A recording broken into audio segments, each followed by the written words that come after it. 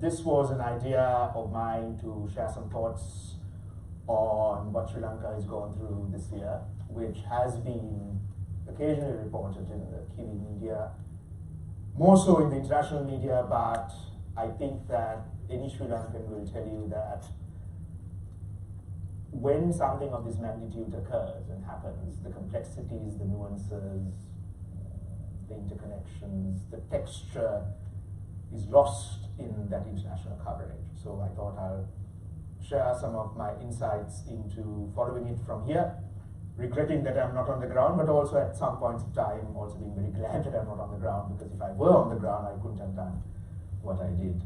And so these are just a few snapshots of, literally and metaphorically, of what is called the Aragalaya. The Aragalaya, that is in Sinhalese, one of the languages used in the country. And the Aragalaya is not actually a revolution, though it's also oftentimes being translated as such, and there is quite a big difference in that. This was a movement, it wasn't a revolution. It was nothing like, for example, what the Americans called Arab Spring.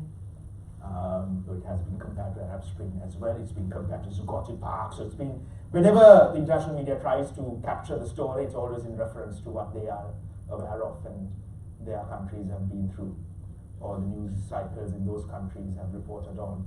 So it's all of that, but it's also none of it. So I thought I'll share some insights into what was also called, and is called the hashtag Go Home Gota. So there's hashtag Go Home Gota, there's Gota Go Home. There were a number of hashtags that kind of tried to capture the movement on social media. And so I'll share some thoughts around actually something that is still going on and has changed the country, but for better or for worse, we don't yet know. So as I said, it's a Lederach perspective. Peace scholars amongst you would understand that and recognize what an insider partial perspective is. I lay no claim to being objective. I lay no claim to being purely academic looking into Sri Lanka. I can't. I don't know what it would look like. And so this is a distance, but also an umbilical connection to culture, context, country, and community. My gaze, as was the course of my studies here with the PhD, is to look at social media, which is what I've done again. And just like the doctoral research, I've also employed the perspective of being an activist researcher. And I kind of use the same data sets for my gaze on the Aragalaya as I did for my PhD, but with one significant difference. I also found the time to harvest 1,000 new Facebook pages and 1,000 new Facebook groups dealing with the movement that emerged or were reshaped into capturing the moment and the movement over the course of the months that it was at its zenith in the country. So there's a lot of data there. And I'm not going to go into how I studied it, because that would go into my doctoral research, but just to give you an idea of the sense that I got and what I was following for the duration of the period of time in which this was a thing in the country. Well, first, it is my country. I mean, I come from Sri Lanka. I haven't been there in 2.5 years since this country closed down. So I entered I left last in March 2020 and I haven't been back. I'm looking forward to going back this year. But the country is fundamentally different to what I left it to be. It's extremely sad. There's a profound sadness that cannot be captured in words to even begin to communicate what it is like to see your country being at a point of decay that you never thought it would be, at every imaginable level, including existential. So I can't communicate it, and I don't think anybody can quite understand it. In a strange way, I think you kind of begin to understand it in the catastrophes, for example, like March 2019 in Aotearoa, New Zealand, or with the sadly frequent killings in the United States. you kind of have an understanding of what it is like to have a country that has to deal with a tragedy at a scale that you never thought it would be possible. So the country is teetering on the edge of a failed state. It has collapsed, it's imploded.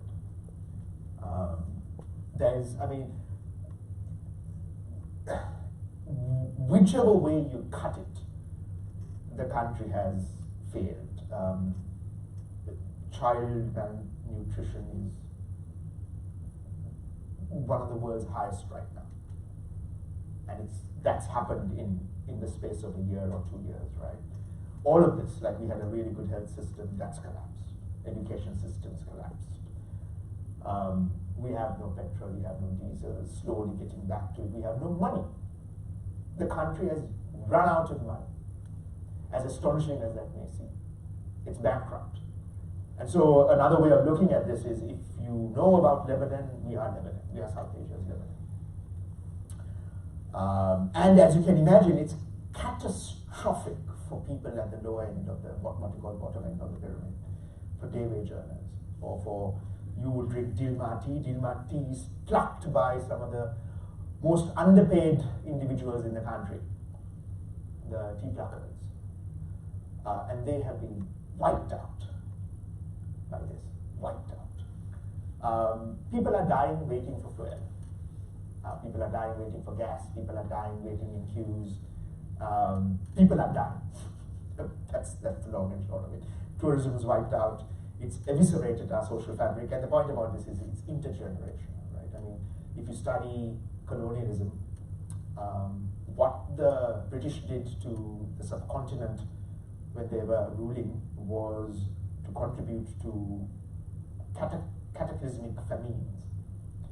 What the famines did was, to this day, our DNA has been screwed up such that obesity is a problem in the region, because when you have a famine, the DNA level of a body tries to store as much fat as possible, and that's intergenerational, that's passed on. And as a consequence, we're not very healthy in South Asia. And so that's what we are facing now, when 10, 15, 20, 25, 50 years down the line, we will still be dealing with what is going on today. Proximate reasons include, well, the president, actually. This is where it gets a bit complicated, because there are so many Rajapaksas. I struggle to help others understand what this family has done. So there are a couple of brothers who govern the country and run the country since 2005, essentially, with a short hiatus from 2015 to January 2018. They've done musical chairs with the presidency and prime ministership. The last president, Rajapaksa, Gotabaya Rajapaksa, was the brother of the former president, Mahinda Rajapaksa. Mahinda Rajapaksa was prime minister under Gotabaya Rajapaksa. So as you can see, it's a musical chairs, it's nepotism, right? And of course, their sons, their relations, their drivers, they're all in politics. So it's a very corrupt system. The president had policies around tax, and also policies around the prohibition of synthetic fertilizer, weedicide, and pesticides. It eviscerated our agrarian sector, and importantly, it eviscerated our tea exports. So one was a domestic problem. We don't have food. We don't have rice. The other is a forex implication for foreign exchange. We don't have tea to export. So it's a double whammy in that sense. And then of course you had COVID-19, which of course nobody could quite anticipate, but the government's response has been shambolic. And then you had external consequences as well. I mean, even New Zealand is suffering, and all the countries around the world are suffering as a consequence of what Russia did in February, which was to invade Ukraine. So there are external reasons that have exacerbated what was very much internal and domestic in genesis, provenance, and in terms of policies. Now, I'm not going to go into, so actually Gotabaya's election is part of my chapter, one of my chapters in the doctoral thesis. I'm not going to go into how he got elected, but his popularity after the second wave of COVID-19, which was Delta, in around October 2020, started to decline and never caught up again. That's also when the country's decline started, macroeconomically. And so compressing a lot of time and great violence to how this began, this is what the country or a particular place near Colombo looked like on the 31st of March. Now, this was it was what we call, Richard would understand, it's stochastic, right? Nobody knew this would occur, it just happened. There were lots of people who were angry, they gathered, and then it became a protest. Now, I'll talk about the burning bus a bit later.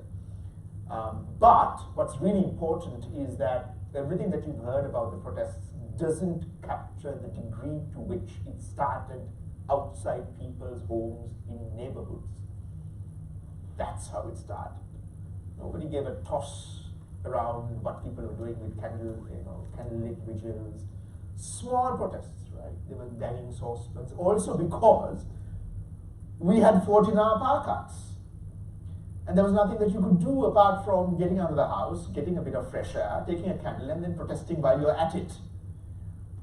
And so a lot of the protests started as neighborhood gatherings, community vigils, secular, but also in temples and churches and the congregations. Then this happened on the 31st of March. Now the bus is alight because, as far as we know, somebody from the police set it alight in an attempt to suggest that those who were assembled were violent.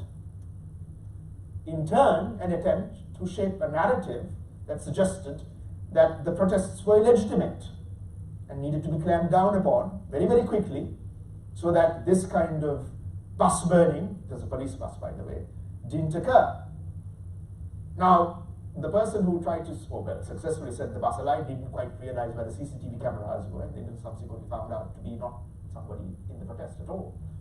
But this has been, this will be a leitmotif you'll recognize in what I go on to say, where the state has been trying to project and portray and create this narrative around the protesters as being violent and terrorists and fascists and destructive and not very good for democracy, when all it wanted is for democracy's restoration. So this was the start, the 31st of March. It never ended. And so that was the escalation of a protest movement that started and then kind of up until July was at the forefront of the country. There are a couple of things that were extraordinary. Even at that time, Gotabaya Rajapaksa, we've had executive presidents since 1977, which is our most recent version of the constitution. Gotabaya Rajapaksa is the first ever president. Technically speaking, social media only came into the country in 2010 and was used by politicians, say around 2012 onwards. But nevertheless, he's still the first president ever to shut down comments on his official Facebook page. Not just a president, he's the first politician to do that. Simply because he or the social media team couldn't accommodate the deluge of commentary as early as March, expressing their anger around what he had done to the country. And so he just shut down the comments. Of course, this meant that on Facebook, angry and laughing reactions went through the roof. So people were still articulating their displeasure or disdain or disgust in a way that they couldn't control, because you can't shut down reactions, but you could shut down comments. But of course, this has the effect of what we call the Streisand effect. The moment you do something to hide something online, you end up highlighting it. And so that's what happened. Of course, no thanks to yours truly, who tweeted it. Because it's not very evident. I am with the protest. I was with the protest. I am with every fiber of my being opposed to this family. And so then, as very quickly they began to realize that social media would be integral to the movement, they blocked it. which again is a Streisand moment. Like, you can't block social media in a country and get away with it in 2022. Now, it was even more farcical, and this is where it becomes really hilarious, because at the time, as I said, we had 14-hour power cuts. Now, 14-hour or 13-hour power cuts wasn't in one stretch. So, what we call the Public Utilities Commission, which determines which neighborhood gets which kind of power cut segment, were using social media to alert the people when the power cuts would be. So the PUSL had to request the government to lift the ban because they couldn't do what they were supposed to do to alert the public as to when the power was going off. So this is a complete farce. The president's own nephew and the prime minister's son tweeted that the social media ban and block was farcical. So we asked, so don't you talk to your uncle? So, you know, the whole thing was just bizarre, Kafkaesque, if you will, in terms of just what they were doing, clearly with the president having knee-jerk reactions and not consulting with even other members of his family. So that's kind of when you knew this was all going to fall apart. The only question was where.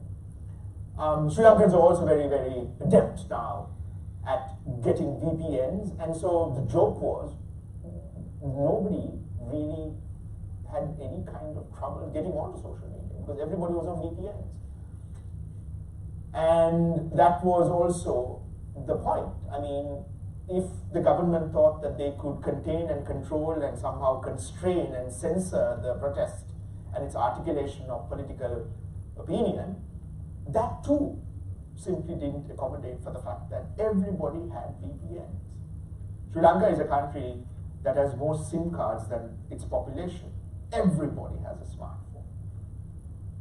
And everybody is on social media. Most people are on social media. So it simply didn't work. And this was, again, the signal it gave was that the president had already lost control with the public and also with the rest of government. Now, you won't understand this meme, but please keep in mind that Gotabaya Rajapaksa is extremely feared. And he was an individual who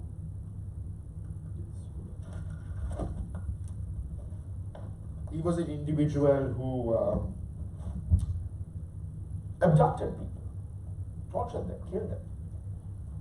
From 2010 to 2015, there was not a single cartoon of Gotabaya Rajapaksa in any newspaper. He was nicknamed the Terminator by his own family. He is implicated with war crimes and crimes against humanity. Not Brian Tamaki's crimes against humanity, but real crimes against humanity. I think in this country, people are lucky but have the luxury of conflating crimes against humanity with whatever happened on the 23rd of August in front of the Beehive. That's not a crime against humanity. You have no idea what crimes against humanity are. This man is an architect of it. That meme basically says that you're pissing in your pants, which is extraordinary given the fear psychosis that had governed the appreciation of the man for years and years, including the adulation and adoration and deification that governed and propelled his election into the presidency. And that other thing that on that graph is also, I mean, a lot of what I'm saying, please understand, it's not just aberrant in terms of a data signature, it's historically unprecedented. It's never happened in the country before. People started unfollowing the family. This is like saying, a Catholic saying, I don't care about the Pope or the Vatican. For the voters who voted the Rajapaksas, they are God, they were gods. Right? I mean, you have to understand South Asian politics as a deification of the individuals that think will bring you prosperity. And so that unsubscription is extraordinary. You never had that. with a core demographic that voted him into power. So we never saw anything like that. At the same time, Elon Musk made his bid for Twitter. And again, the numbers are staggering because he could have bought Sri Lanka. And there were tweets, of course, jokingly, saying that he had first dibs on calling the country whatever he wanted. If he actually bought us, it would have been about the same as he, well, it's now gone into on the rocks, but as he would have paid for Twitter. So Sri Lanka is worth less, or approximately as much as Twitter. Which is, how do you get your head around that? And one man has the money to kind of buy a company as much as he can a country. So those are some of the things that I know. It's beyond Sri Lanka. You do wonder about the inequality and inequity and unfairness and obscenity of this world when you think about figures like that. Anyway, on my birthday started what became to be known as Gota Gogama, GGG, which, if you looked at the media, is the one place that all the media went to. It's that map area. It's a lung. It's a promenade in the heart of Colombo. Quite beautiful, actually. And then a section of that became what's called GGG, which was and here is where it's really like Zuccotti Park, Occupy Wall Street. It became permanently occupied. Wasn't the case, I think, that when people went there on 9th of April, they thought it would be, but that little sliver of ground, actually, you can see that, those tents are where the Gota Gogama was located. And then it became something that we've never seen. There's never been anything like it on the ground. So a couple of things, I'm going to talk about that. I was, really proud that my nephew, first political protest in his life, and he is really young. So one of the things that happened, again, unprecedented, and I'm going to keep using unprecedented, is that young people got activated. Because, they found themselves, you can't make this stuff up, right? They found themselves without paper to write their exams on. Can you imagine that? That we ran out of paper so students couldn't sit for their exams? It's incredible in the fullest sense of the word. So students started getting onto the streets without even asking their parents, because they knew what their future held, what their future holds. I'm going to talk about the photography later, but there was compelling photography on social media from the protest. So it was from within, it was endogenous, organic. We didn't want white people parachuting in and taking photos of a protest. We were making the protest movement from within. And then, I'll talk about that a bit later as well, there was the astonishing social media engagement. This was something that was propelled, not because of, but propelled and amplified as a consequence of social media. Keep in mind that we were having 12, 13-hour power cuts, and I openly wondered how on earth the telecom towers were dealing with the amount of data that was being consumed every day. On 17th of April, we had this happening. So the Presidential Secretariat is our old parliament, not the new parliament, but our old parliament. It's a really beautiful building in the heart of Colombo. Now it's a Presidential Secretariat, and another part of it is the Finance Ministry. And so we had protesters. It's called precision mapping. It's quite beautiful when it happens. They precision mapped protest slogans and motifs and designs onto the Presidential Secretariat. And you really have to see it. This is not just this is not like a PowerPoint presentation, right? So every column, every plinth, the roof, the sections, the awnings had something happening. Extraordinary. And so this was again an articulation of political protest in a way that we had never seen, and again coming from within the protest movement itself. So this, the photos don't do it justice. There are a couple of videos again You don't get a sense of the scale. These colors are all dynamic, right? You're looking at photos, but it's really a moving story, actually. So all of this is a video projection. And we hadn't seen anything like it. We also had, so these are the stories you won't hear, which is why I'm sharing it. Hiram Abesekara is, he's this year's Laurence Olivier Award. So these are the Oscars of the world of theatre. And he's in England at the moment. And if any one of you have read Life of Pi, he is the lead in the production of Life of Pi in London. And he obviously is very good, otherwise he wouldn't have got the award.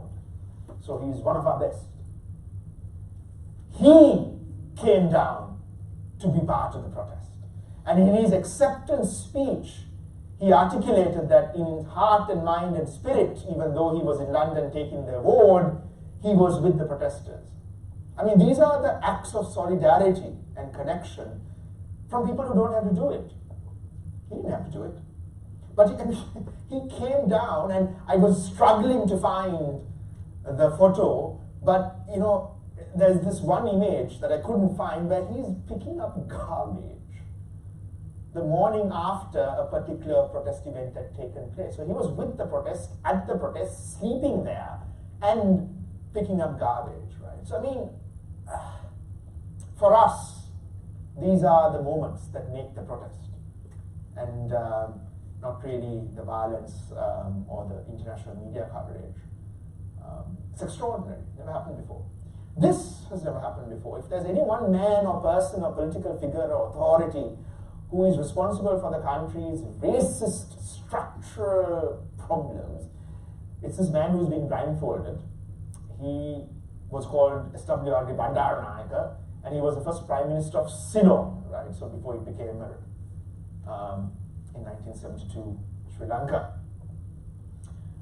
He, again, I don't want to go into it, you can ask me later on, he created in 1956 something called the Sinhala Only Act, which is a monolingual act that excluded Tamil, the Tamil community. Utterly racist, right? I mean, racist to the core, but of course, Oxford educated, the worst kind.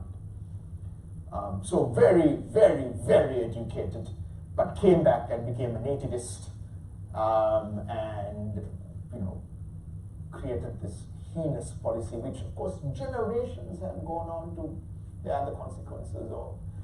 This is incredibly symbolic. To blindfold a statue is a first in history recognition of the role that he played in getting the country to where it is and the racist underpinnings of it. Extraordinary moments. This is like, for us, the taking down of statues in the United States, people who were part of slavery, or across the Atlantic in the United Kingdom, who were part of other heinous things. By the way, a statue of the president's and the Prime Minister's father was actually torn down in their hometown, so we also had that occur. But this is extraordinary. That happened. And it might sound strange to you, because I quite like the New Zealand national anthem. We have an anthem in Sri Lanka that is in Tamil, but we never sing it. We never taught it. We are told that the only anthem is in Sinhalese. So it might sound extraordinary to you that it was the first time that the crowd at GGG sang it in Tamil. It brought tears to our eyes. What an extraordinary moment. It's kind of like when the country sings its national anthem and finds itself anew in words that many don't understand but cared enough to sing. And of course there was contestation, there was pushback. There's a whole story about how it came to be sung, because it wasn't sung in the first instance, and then the choir who led the singing apologized, came back the next day and sang it with everybody else. Right? So there was an accommodation of a sense of the country that we've never had before in terms of singing the anthem in Tamil. We had an accommodation of gender diversity. This was the first ever Pride event in Colombo, and it was part of the protest. So, you know, as you can imagine, with any colonial country, including India and many other parts of South Asia, the Brits came and decided that same-sex relationships are not all. Even though, of course, we've had gender fluidity ingrained into our history. We have very gender fluid notions and identities in Sri Lanka. Then, of course, the Brits came and changed all of it, including our criminal law. But here you have it. Here you had Colombo's first Pride. Of course, we've celebrated Pride before, but it was always hushed, you know, by NGOs, and somebody said it was Americans funding it, and you know, it's against our culture, and you know, who are these people to kind of come and question our Buddhist ways? Of course, the Buddhist ways are actually the colonial ways, but anyway, let's gloss over that. But here we had an extraordinary open celebration of Pride. And it went to and was part of the protest movement. Again, not saying that it was warmly embraced by everybody in the protest movement, but the protest movement created the space for this to occur and for a conversation to take place. So you can see that it was not just against something, it was also for something. So it was not just oppositional, it was also an articulation of what the country should perhaps be. And then this happened. A lot of you won't know, but we had a 30-year-old war that ended in 2009 in the most horrific manner imaginable. And since then, the parents of the Tamils who lost their children have never been able to commemorate openly or peacefully the death of their children. Until, they've done it, but in the north and the east of the country, to this day, there are structural problems, including militarization, that prevent them from remembering their children. Until in May, they had a commemoration, the first ever time it's happened in Colombo, around commemorating those who were killed, who are Tamil, importantly, not part of the military. The military has its victory celebrations and parades, but these are the people who were the victims, or as you know, or probably know, Richard probably knows, is in this room, the former terrorist group conscripted children. So the parents had no choice. So they might have been classified as terrorists, but you had no choice. If they came and wanted your kid, you gave them. And this was, child soldiers, we kind of wrote the script on that. And so these parents never had a moment or a space to commemorate their dead.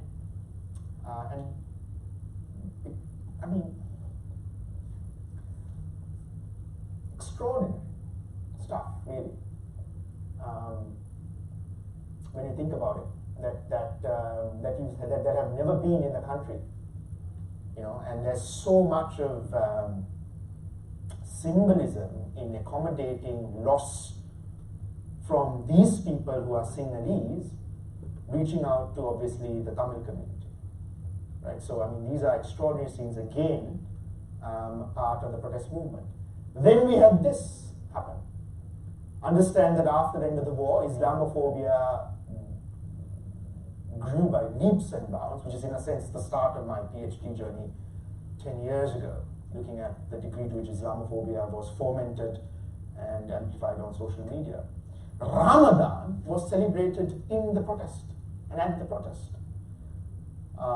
So of course the Muslims have been there for centuries, right? This is not centuries. So they are integral to the country. This is not just because of something that happened a decade or two ago. And Ramadan was celebrated. But not just that, we had Maundy Thursday celebrated in ways that we have never seen before. This act, spontaneous, of priests washing the feet of the protesters went viral. Right? So you had multi-religious celebrations that haven't happened in this way in a country that is militantly, in terms of the politics of the country, Buddhist. Not in terms of the philosophy of Buddhism, but in terms of political Buddhism. And that is the country as it sees itself in the eyes of the Rajpaksas and their core support base. And that is why this is quite significant, to have the space for this to happen, to strike a chord with everybody, not just the Christians actually. These are extraordinary scenes that happened at the protest movement. Then, on the 9th of May, and again I'm compressing a lot, there was a gathering at the former Prime Minister's residence, and then he incensed them, and they essentially went out and started attacking GGG, the protesters. Horrible day, dark day. And so this is one of the individuals who was assaulted by the goons and thugs.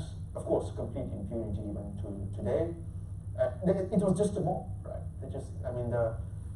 The president's house is walk about less than 500 meters from the Go Home protest site, so they just walked, and then they just started wanton violence. So that kind of marked that day, and after initial braggadocio, the Prime Minister, who was the president's brother, resigned, because it was just not tenable. The violence was just not tenable. And so these are the scenes that kind of played out that day. Wanton violence, but of course please understand, this is, in a way, we weren't surprised, but this is the Rajapaksa. This is what they do.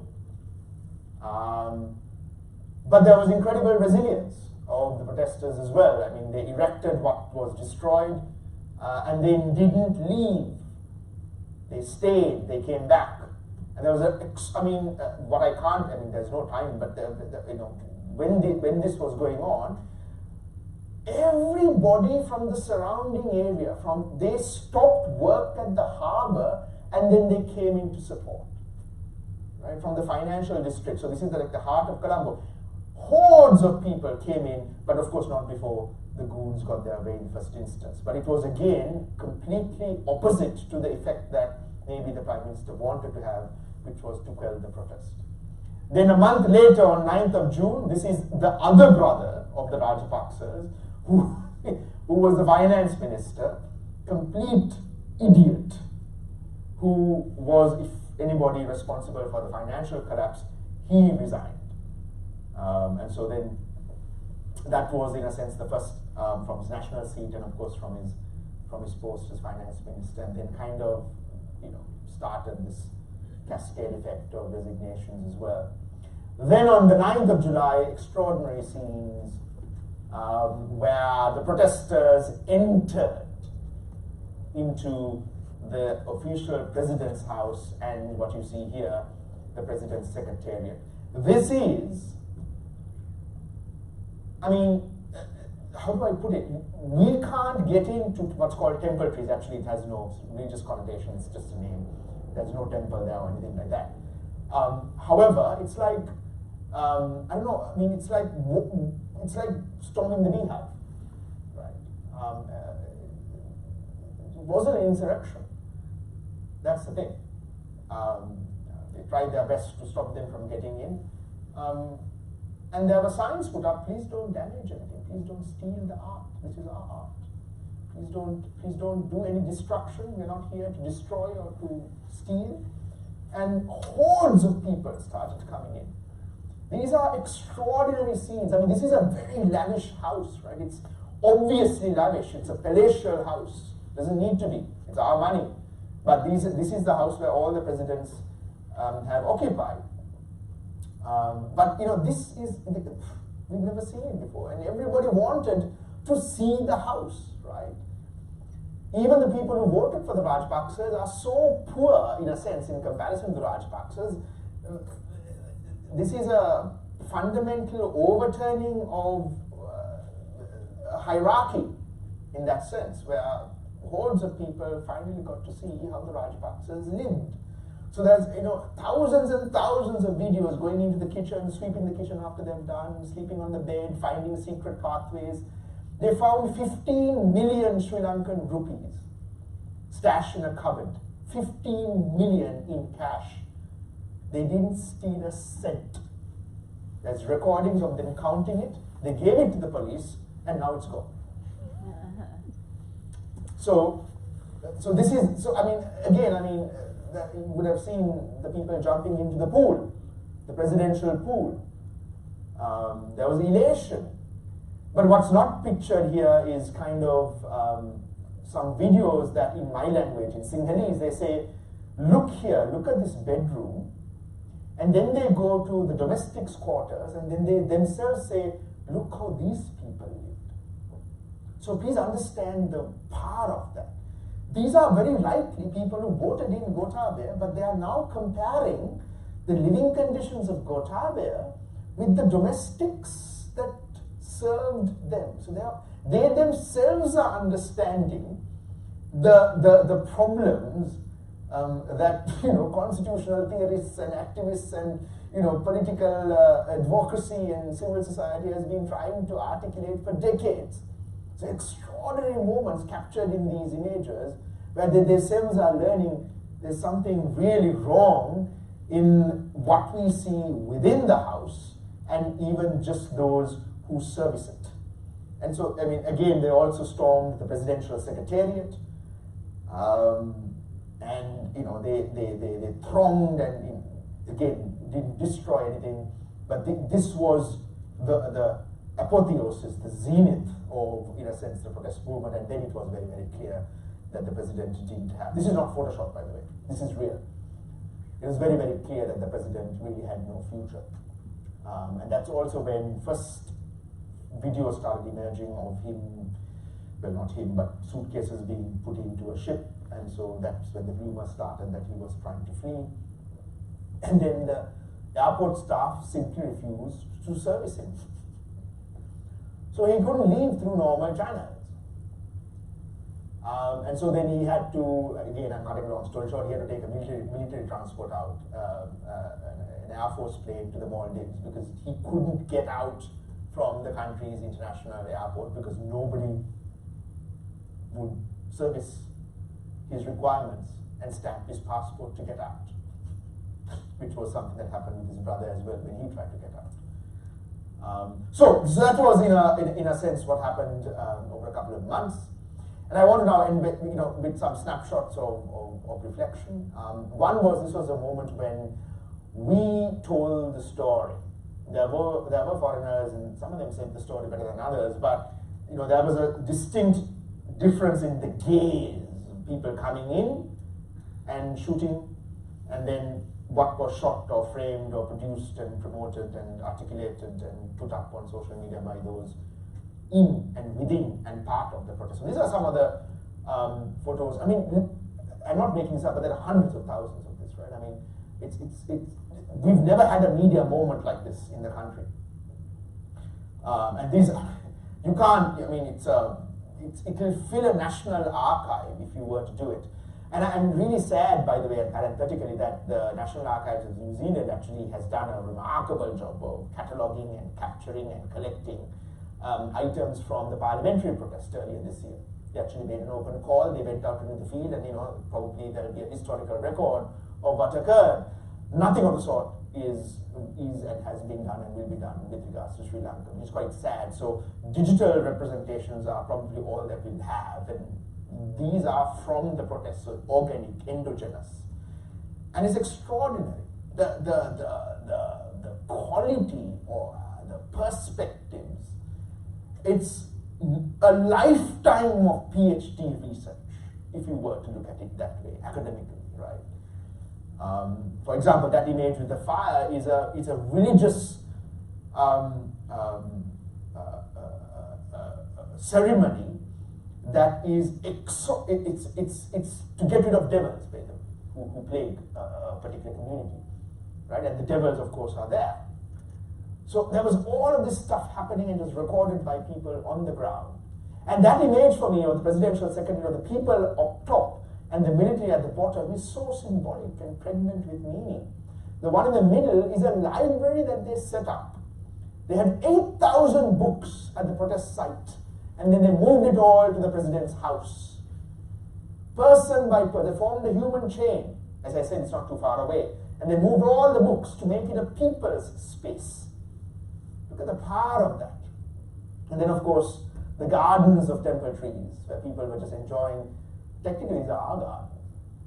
But of course, first time in their lives. And you could see people taking selfies, and there was a couple kissing. There were proposals. Who knows, some people might have even had sex in the bedrooms. All good. All good. This was the first time that people entered these grounds and captured it in this manner. And then you had the foreigners who were just annoyed, really. They were just wrong. They tried to depict this as violent, and that was just wrong, right? So that was quite angering. And then you had people like Steve Hanker. I mean, I don't even know how to begin with this. He tweets a video from Kashmir, says that it's Hyderabad, and then says that what he's tweeted is Sri Lanka. So where do you even start? Like, what are you talking about? So he doesn't even know India, but he conflates two places in India and then projects it as Sri Lanka. Which is why I said, I mean, looks brown, so must be Sri Lanka. It's just racist. And these are people with hundreds of thousands, they are senior people, right? And these people make policy or influence policy in their respective institutions. So you can't make this stuff up. And this is 2022, right? So there was an inability to grasp what was happening, and this was with the International Crisis Group as well. I mean, they came up with a report that had one mention of social media, and I'm like, seriously? If you don't capture what's happening on social media and the conversations, you're not really capturing the country. So let's get real here. Let's talk about what's going on. But of course, you know, I'm empathetic. I mean, Alan is a friend, Alan Keenan, who's referenced there, an old friend. But you have now a disconnect between what people can study and what we know, and what we study. These are some photos of Gogam. This is what it was like. There was a university set up, a people's university. People had, if I was there, I would have been giving lectures. Right? Extraordinary stuff. Right? There was a library, there was an ambulance service. And by the way, just so you know, this was nothing like the parliamentary protest in front of the Beehive, right? Just to make that very clear, because that has been the endeavor of some of the people here to kind of suggest that it was dinosaurs and good love and, you know, all the good stuff. I mean, it wasn't. This was. And so it was extraordinary, self-organized as well. I looked at it through social media, so I just wanted to kind of leave you with some of why it's so historic from even just that perspective. Well, part of it is numbers, and I'm going to go through all these slides, but social media was first employed in January 2010 by the two presidential candidates at the time. They had, for the first time ever in any election, they opened up a Flickr, YouTube, Twitter, and Facebook account, none of which would look like anything like they look like today. But that was in January 2010. So in a sense, social media has been around since then, but was only really used in politics after 2012-ish. What we saw over several times, like from March 31st to the 9th of July, every time it was unprecedented. Every time. And it exceeded the previous occasion. So this is not just record-breaking, it's multiple record-breaking. And then what happened, of course, with the entering of the presidential secretariat and the president's house was historically the day in Sri Lanka's internet history with the largest amount of engagement around content in the public domain on just on social media. So these are, you know, numbers which, at least for me, because I've studied it, might not look that good for you or great for you, but these are unprecedented. And keep in mind again that this is happening in a country where people are without money, can't recharge their phones, don't have the money to put data in all the time, and yet they're producing and engaging with this kind of content. Now this was all conversation, right? This is not just joyous material. A lot of it is, but a lot of it is also conversation. Like people were, I'll talk about it a bit later, people were talking about what's going on, why is it going on, who's there, what should we do, what should the future of the country be like? And so then when I studied the protest ecologies, you're looking at engagement in the tens of millions, right? So those 1,000 pages and 1,000 Facebook groups. I mean,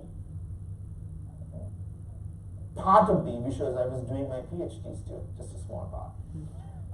But this would have been a chapter because there's nothing like it that has ever happened in our country by its very nature. And so one of the things though that I said at the time was that no matter how optimistic that we should look at this as, we have to also consider that this is now a Pandora's box that is opened. And Jeremy, I use the example of the return of Bongbong Marcos as a cautionary tale around how this same movement could 10, 15 years down the line rewrite and become a reputational laundromat for the sons of the president and the prime minister to come back into power. So I've already hit a note of caution. So to end, there are a couple of things that I want to leave you with. What we saw was a contestation of different narratives. So the same social media that carried forward pro-social, pro-democratic conversations and content and commentary. Also, because the Rajapaksas are world-class disinformation agents. The reason I do disinformation now, post-PhD in New Zealand, is because I learned my lessons for over 10 years based on the study and the lived negotiation of what the Rajapaksas did and do. They're very good. What they do prefigured what Facebook only began to study after the January 16th insurrection. That's how good they are. Facebook didn't have names for it. And so a lot of this I'm not going to go into, but these are all moments where I put up on Twitter, which is my researcher activist role, ways that helped the Aragalaya understand how the Rajapaksas were deforming the protest narrative to make it out into something that it wasn't. So I was raising public awareness, putting the information evidence out there, and these tweets got a lot of traction because it was a gaze and a study that nobody else in the country did and could do. But you also saw what I call narrative splintering. After the 9th of July, the protest itself started to splinter, loosely put, with people who are supportive of the current president and people who only wanted Gotabaya to get out. So once you achieve what the larger protest movement wanted, then also out of sheer fatigue and hunger, people started to kind of not turn up. And so that's kind of where we are at the present moment. So just to make it very clear, the protest wasn't perfect, and you saw narrative splinters from within as well. Nobody I know of in the entirety of the media coverage I've seen on the protest in international media have talked about this, which is extraordinary in terms of the art, that the protest art that was unprecedented in the country. And so tens of thousands of people offline as well as online put up art on social media in support of the protest. But also there were hundreds of people who put up protest music, everything from rap to reworkings of classical protest song through to new forms of music. So it was incredible in the sense of the cultural contributions. Now again, I mean, a lot of this would just look quite strange for you, but they're extraordinarily resonant in terms of their symbolism. Everything that is here symbolizes something. You know, what we call the red sartakaya, that scarf that the Rajapaksas wear, is a characteristic symbol of the family. So you will see that red sartakaya reshaped and reproduced and represented as blood. Right? So a signature of the family became something that the art used. And so you can see people giving the middle finger. The crow in Sri Lanka we call Kapuduka Kak became a protest song, But it's also the crow is somebody, an animal who became to symbolize the Basil Rajapaksa and its corruption, right? So you had all of these. I mean, these are, some of them are known, some of them are unknown. Like there were kids drawing and putting it up on Instagram, right? We've never had this before, ever in the country. And for the balls, literally, I call it what it is. I mean, that's Gotabaya, right? I mean, for somebody to put that up, it would be a death sentence.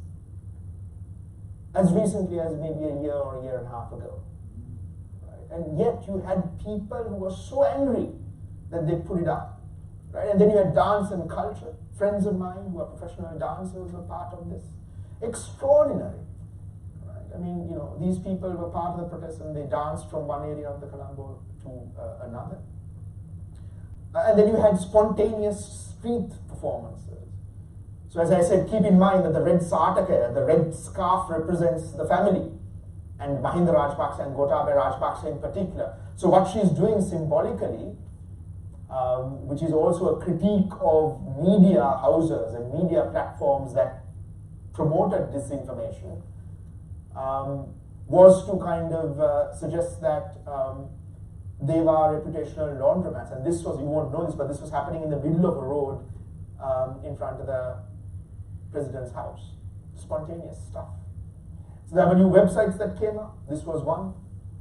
We've never had this before. It was kind of trying to document everything that was happening in multiple languages and giving a place that people could write their own stories and put up their own photos. And in a sense, what our national archives didn't do, these kinds of websites did, by bringing everybody and everything around the protest movement together for posterity. And I don't know how long these websites are going to last, but at least there is a website that people can go up and then look at what was said about, within, and around the protest movement.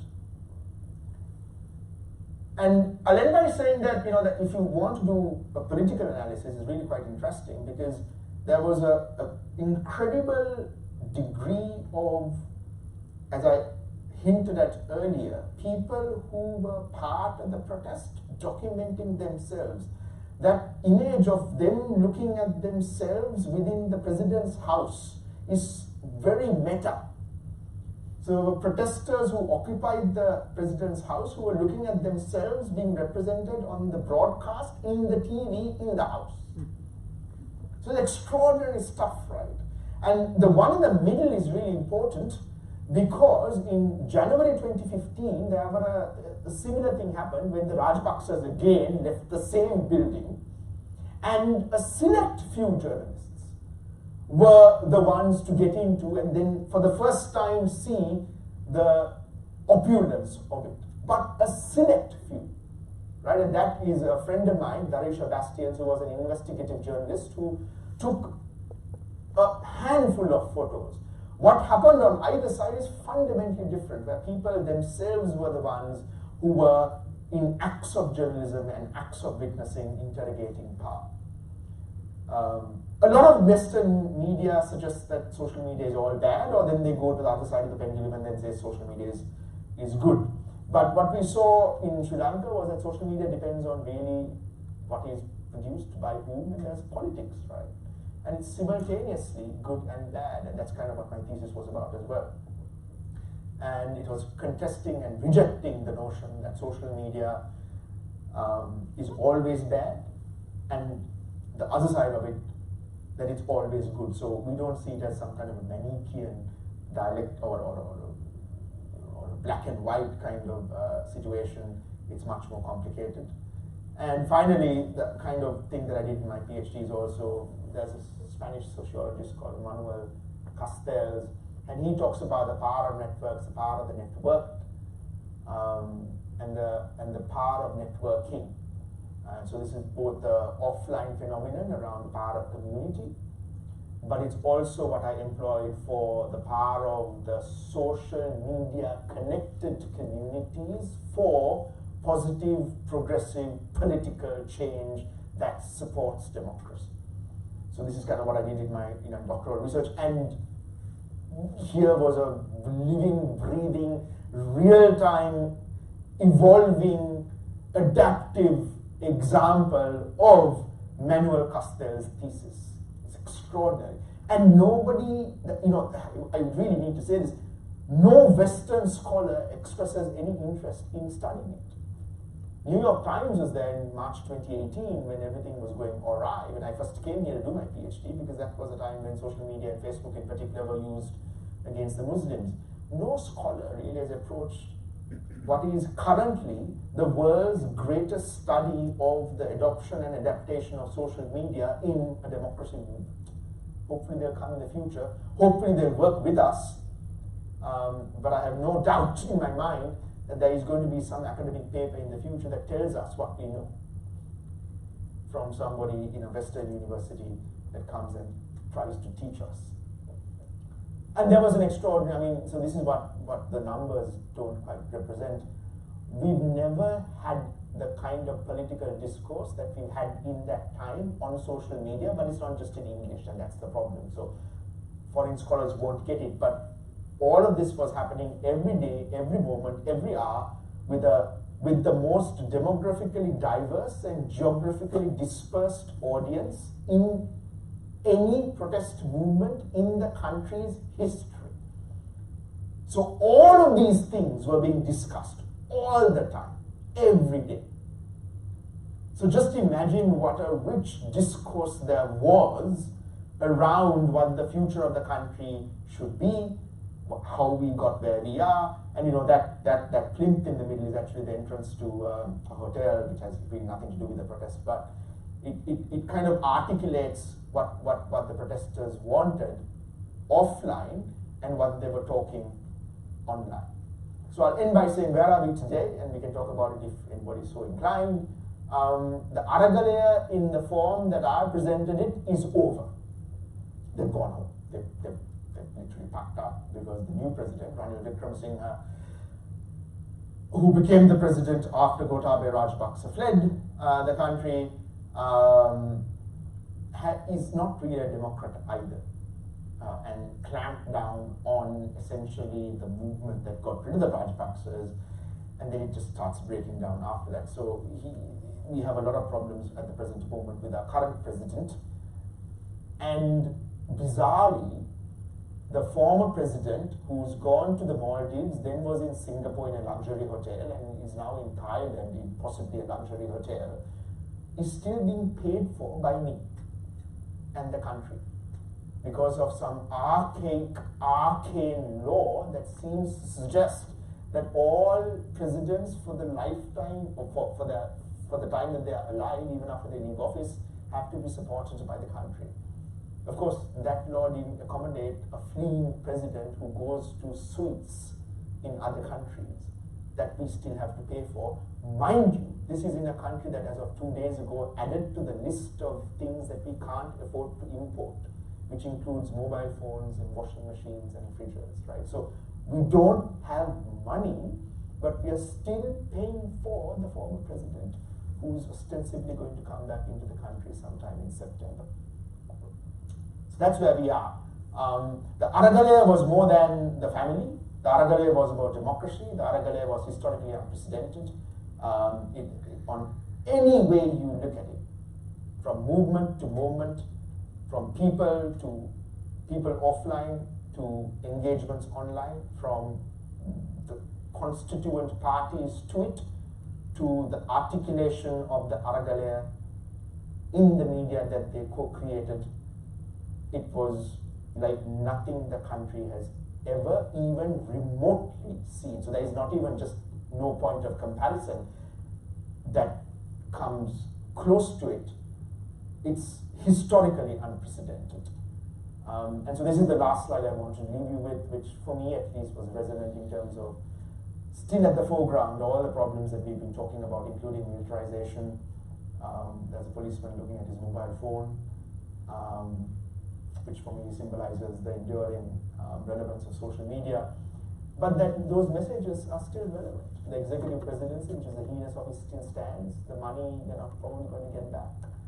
And we still have a current incumbent president who is well known to protect the one who fled and the family. And that's kind of why he is the president at the moment. So Good things, bad things, but hopefully I left you with some perspectives that you wouldn't, and that was the whole point of the exercise really, as I told Kerika, to kind of leave you with some things that you wouldn't get by reading the Wall Street Journal or the New York Times. Yeah. So thanks very much for again coming and listening.